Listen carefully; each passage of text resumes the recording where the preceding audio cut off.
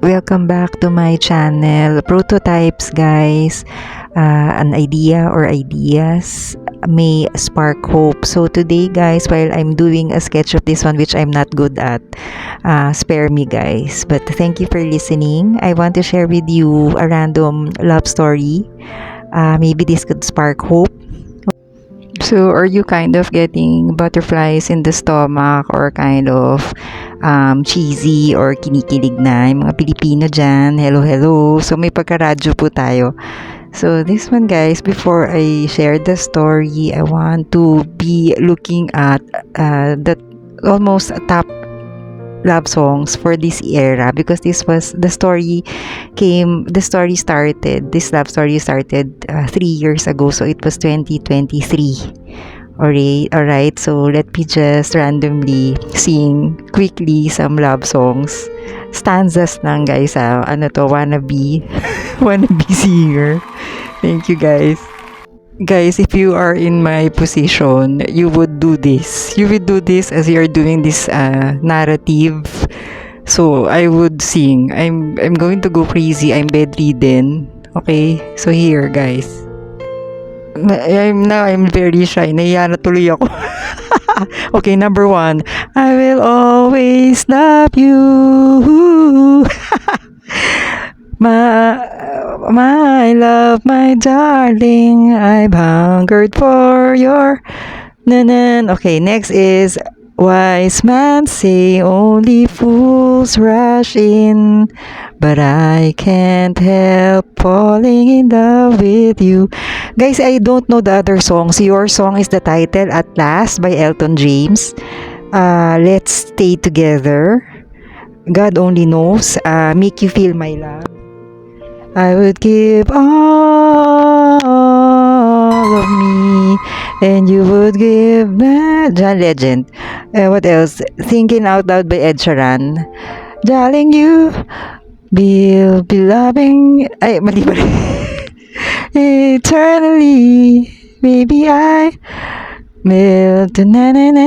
Gets nyo? Okay, guys, let's go on with the story na. Sige na, ano lang yan, guys, intermission. I'll make it better, ha, the next time. Thank you, guys, ha. Guys, disclaimer, this is not my love story, ha. Mine is, will be kept a secret. So, okay, thank you, guys. Okay, for those of you who are heartbroken or lonely or alone, happy but alone, you get me? We are single, it's okay, okay? So this one, guys, a story and I quote, guys, when I was in my 20s, I was in a long-term relationship with a guy, and I thought I was going to marry, and as that unraveled slowly, I was devastated. We lived together and we painfully broke up and got back together repeatedly over the last year of our relationship. I tried so hard to make it work, but no matter how hard I wanted, it never mattered enough. I started online dating. Probably too soon, but I wanted the distraction for my broken heart. Obviously, that didn't work, so I stopped entertaining the idea, but didn't delete my Match.com account. About 6 months after the breakup, I was talking to my dad and crying, and I said that I was so scared to put my heart on the line, and he told me that I should try again, not because he could guarantee it would work out, and it might not, but what if it did? A week later, I opened my Match.com Q account, which shows you the percentage of compatibility with other profiles. And the first profile I clicked on was 100% compatibility. And so, spoiler alert, it was my husband's. He had also tried and ultimately decided to stop online dating as I did after a long-term relationship he had. It was only that I messaged him. After that, he even logged back online to see what I had written him. After we met and quickly fell into a love that I had never known, we realized we had lived in the same city for 4 years, frequented the same favorite places, grocery stores, and coffee shops, and never ever met. We like to say only date. We like to say only online dating expedited fate, and now we've been together for nearly a decade, have 2 daughters, 4 pets, and a beautiful life together. This all to say you have no idea what's waiting for you on the other side of your heartbreak, and I hope someday you put yourself out there again and find it. Unquote. So guys, that was a beautiful love story. I don't know if you are into online dating or something, or you've given up, you are wanting to try. It's dangerous. Disclaimer. Please filter, discern, think very well, think a million times before you do it. Everything is a risk, right? I am not. I don't. I tried, but it felt like, people telling you 100 times you're so perfect, like that. It's so unrealistic, but this one is still believing in that, no?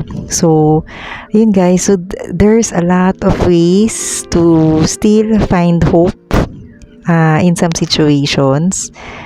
And yun, of course, well, this one is kind of a modern type of dating, and it worked out. So here are inspirational quotes for those of you who are, trying to find hope in life. It says here, and I quote, guys, on the following: "The heart was made to be broken" by Oscar Wilde. "There is an ocean of silence between us, and I am drowning in it." When you lose someone, you get used to living day to day without them, but you'll never get used to the 10-second heartbreak. That's the time it takes to wake to full consciousness each day and remember. Isn't it, guys? Totoo yun. It is strange how often a heart must be broken before the years can make it wise. Be broken, it's where you begin to heal. Cry, forgive, learn, move on. Let your tears water the seeds of your future happiness. Oh, that's beautiful, guys, diba? That's beautiful. So this one, guys, is so funny. Very realistic, deep heartbreak quotes. It says, "Your hearts will never be practical until they are made unbreakable." Another one, and I quote, "Don't cry when the sun is gone, because the tears won't let you see the stars." Totoo yun. That tough the heart is breaking. That though the heart is breaking, happiness can exist in a moment also. And because the moment which we live is all the time, there really is, we can keep going. Okay, so I don't know, guys, basta ito mga random realistic deep heartbreak quotes.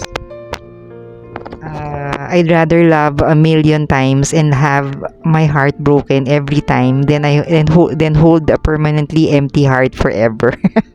Okay, this one, guys. In 3 words, I can sum up everything I've learned about life. It goes on. Totoo yun.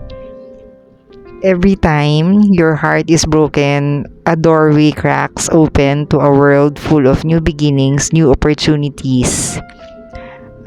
You can't buy love, but you can pay heavily for it. Huh? I don't know. What about you guys? What do you think of that? Okay, in 3 words, I can sum up everything I've learned about life. It goes on. Naulit yun, okay? Naulit yun, guys. This one, guys, Tagalog version. Ready na ba kayo? Pinoy thriller. Okay, next. Okay, this one. You had me at my best. Si Popoy yata to. Binaliwala mo lang ang lahat. And you choose to break my heart. Tama, Popoy, One More Chance. That movie, guys, it's a Filipino movie. Okay, another one. Sabi ng utak sa puso, kalimutan mo na siya. Sagot ng puso sa utak. Paano? Ikaw yung laging nag-iisip. Okay, natigats ba yun? Hindi ko alam, sorry guys, natataba talaga ako doon. Okay, this one. Masakit maiwan, pero mas masakit yung minahal mo lang sobra yung isang tao tapos nalaman mong hindi pala sapat yung pagmamahal mo para manatili siya. Yeah, I think that's true. Pero ano talaga, until we are able to understand the full sense of love. Kasi ako, as I've aged and matured and have been alone for not too long naman, pero guys, I mean, I have my family, pero I've learned to understand the real meaning of love na wala talagang kapalit. At kung hindi man dumating, tama ba yung song na yun, guys? Hindi ko sure. Okay, next is, another quote, Pinoy quote, yung sorry ba sa'yo, isang lisensya para paulit-ulit mo na akong lokohin, ganun ba yun? The Unmarried Wife, it's another movie in the Philippines. And I quote, sila yung pinili mo, pero ako yung nagmahal sa'yo ng totoo. Sila? Ang dami naman ng sila. Okay, next is, bakit ba may mga taong kayang sumulpot para mang-iwan? Pero palang paninindigang manatili. This one is really, very much heartfelt kapag sa'yo nangyari talaga, di ba, no? So, yun, guys. If I had, guys, a white paint to put some rim on top, it would have been, the illusion would have been better. But anyhow, so this is the final. So I just want to be grateful for the chance that I'm still able to do this, guys, while enjoying my bed. But guys, hindi pa perfect. Thank you guys again. Guys, there will be more of this on my next other cultivation of hope through creativity. A lot more laugh trip and a lot more kalokohan and fun, just fun times, guys, instead of stressing out or worrying on problems. We can find a positivity in everything, guys. So and at the same time you're learning. So guys, encouraging you all, an idea or ideas may spark hope. Take care, you guys. Bye. This has been Carmina.